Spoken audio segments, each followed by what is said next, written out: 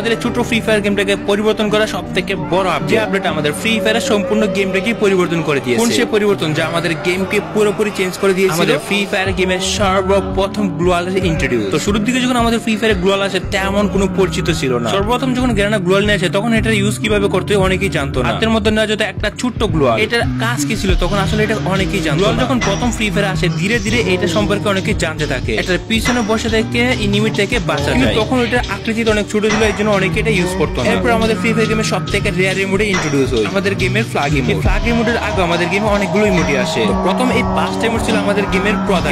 Emote section এই 5টা ইমোটি গেমে নিয়ে আসে সর্বপ্রথম। তখন ইমোট সেকশনটা আমাদের গেমে একটা জনপ্রিয়তা নিয়ে আসে। এই 5টা ইমোট দেখতে পারবা সবথেকে নিচে থাকে। আমাদের ফ্রি ফায়ার যখন ইমোটটা পপুলার হয়ে যায় তখন গেমের মধ্যে গেনা আলাদা আলাদা ইমোট নিয়ে আসে। ইলেট পাসকে গেনা আরো পপুলার করার জন্য প্রত্যেকটা ইলেট পাসে আলাদা আলাদা ইমোট দিতে থাকে। এর বাইরে অনেক ভালো ভালো ইমোট আসে, তবে এগুলো ছিল বড় বড় ইভেন্টের। গেমের ইমোট সিস্টেমটা আমাদের গেমে একটা বড় জনপ্রিয়তা নিয়ে আসে। এরপর বলতে বলতে আমাদের ফ্রি ফায়ার আসে চলে আসে 2019 সালে। গেনা সর্বপ্রথম গোল্ড রোলে দিয়ে দেয় একটা পেট। তখন পেট বলতে কিছু ছিল না, কিন্তু পেট হিসেবে গেনা প্রথম একটা আমাদের প্যাটার্নে সেটা হচ্ছে একটা বিরাট পেটের সাথে সাথে গেনা ক্রিমিনাল বান্ডেলও ইন্ট্রোডিউস করে দেয়। গেনা তাদের সেকেন্ড ইনকিউবেটর দিয়ে দেয় ফ্রি ফায়ারের ক্রিমিনাল বান্ডেল। মানিসটা একটা বড় সিরিজের সাথে মিল রেখে গেনা ক্রিমিনাল বান্ডেল নিয়ে আসে গেম, যেটা ধীরে ধীরে সবথেকে রেয়ার আইটেমে পরিণত হয়। 2019 সালে ফ্রি ফায়ার পৌঁছে যায় 100 মিলিয়ন। 2019 সালে ফ্রি ফায়ারের জনপ্রিয় গেমের মধ্যে থাকে নাম্বার 1। কোভিড-19 এর কারণে লকডাউন এবং লকডাউনের কারণে সকল মানুষ ফ্রি ফায়ার খেলতে থাকে। এরপর আমাদের ফ্রি ফায়ারে লঞ্চ হয়ে যায় মোকো ক্যারেক্টার। এরপর আমাদের ফ্রি ফায়ারে মোকো থেকে শুরু করে অনেক নতুন নতুন ক্যারেক্টারই আসে। তখন গেনা একটা নতুন প্ল্যান আসে, আমাদের গেমের র্যাঙ্ক সিজন পরিবর্তন। র্যাঙ্ক স্টোরের টোকেন দিয়ে আমরা চাইলে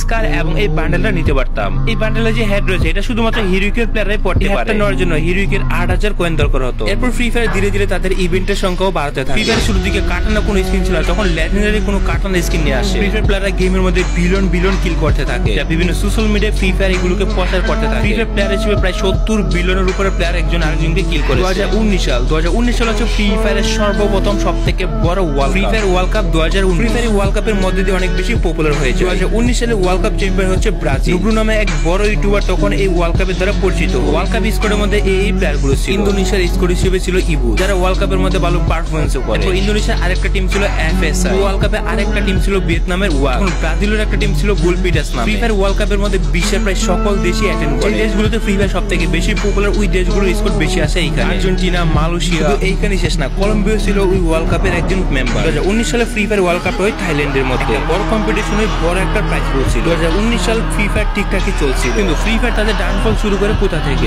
2019 সালে আমাদের ফ্রি ফায়ারের ক্লাসিস কোডে ইন্ট্রোডিউস। তখনকার সময় ক্লাসিস কোডের জন্য আমাদের লবিতে ওয়েট করা লাগতো। ফ্রি ফায়ার যখন ক্লাসিস কোড লঞ্চ হয় তখন শুধু লিমিটেড সময়ের জন্য ক্লাসিস কোড আমাদের গেমে মাসে একবার কি দুবার আসতো। কিন্তু গেনা ফ্রি ফায়ার যখন দেখতে পারে ক্লাসিস কোড আমাদের গেমে অনেক বেশি পপুলার হয়ে গেছে, ঠিক এর কয়েক বছর পরে ক্লাসিস কোড আমাদের গেমে পার্মানেন্টলি দিয়ে দেয়। বর্তমানে ক্লাসিস কোডের জনপ্রিয়তা কেমন তা তো তোমরা জানো। অল্প সময়ের মধ্যে এক স্কোর আরেক স্কোরের সাথে ফাইটিং করতে কতই ভালো লাগে। ক্লাসিস কোড স্টার্ট করে এবং এক স্কোরের সাথে আরেক স্কোর ফাইটিং এ লেগে যায়। সর্বপ্রথম আনইউজুয়াল কিছু আছে M8087 গেমে। যখন গেনা M8087 সর্বপ্রথম লঞ্চ, গেমের ব্যালেন্স নষ্ট করে দিয়েছিল এই দুই গুলি শটগান। তখন নরমালি সবাই M10 ইউজ করত, যেটার মধ্যে আসলে 5 গুলি ছিল। আর এই দুই গুলি শটগান এত বেশি পাওয়ারফুল ছিল ওই সময়, বুঝে মারলো এনিমি মরে যেত। রেঞ্জ এবং ড্যামেজ সবকিছুই বেশি ছিল। গেনা তাদের গেমকে আরো বেশি পরিচিত করার জন্য গেনা কোলাব করে আলুকের সাথে, যে কিনা ব্রাজিলের একজন পপুলার সিঙ্গার। গেমের ডিজালকে কে চিনে না? সর্বপ্রথম গেনা ফ্রি ফায়ার ডিজালকের স্কিল দিয়ে গেমের অ্যাক্টিভ স্কিলের সূচনা। ফ্রি ফায়ার মানুষ তখন জানতে থাকে ডিজালক নামে একটা ক্যারেক্টার আছে যেটা এসপি দিয়ে আমাদের। এর আগে কোনো ক্যারেক্টার আমাদের ফ্রিতে কোনো এসপি দিত না, তবে একটা ফিমেল ক্যারেক্টার ছিল যেটা এসপি তে রূপান্তরিত করার জন্য ইপি দরকার হয়। কিন্তু ডিজালক ছিল প্রথম ক্যারেক্টার যা আমাদের ফ্রিতে আনলিমিটেড এসপি দিত এবং স্পিড বাড়িয়ে দিত। মেইনলি আমরা সরাসরি বলতে পারি ডিজালক থেকে আমাদের গেমের ইমব্যালেন্স সৃষ্টি হয় এবং ডিজালক দিয়েও কিন্তু আমাদের গেমের একটা বড় পপুলারিটি সৃষ্টি হয়। সত্যি কথা বলতে ফ্রি ফায়ার গেমের সূর্যাস্ত ওই দিনে ডুবে গেছিল যেদিন আমাদের গেমে ফ্রি ফায়ারের ডিজালক আসে। আমাদের গেমে ডিজালক যতদিন পর্যন্ত ছিল না ফ্রি ফায়ার ঠিকঠাক মতোই খেলা যেত। তো ডিজালক আসার পরও ফ্রি ফায়ার কিন্তু মানিয়ে নিয়েছিল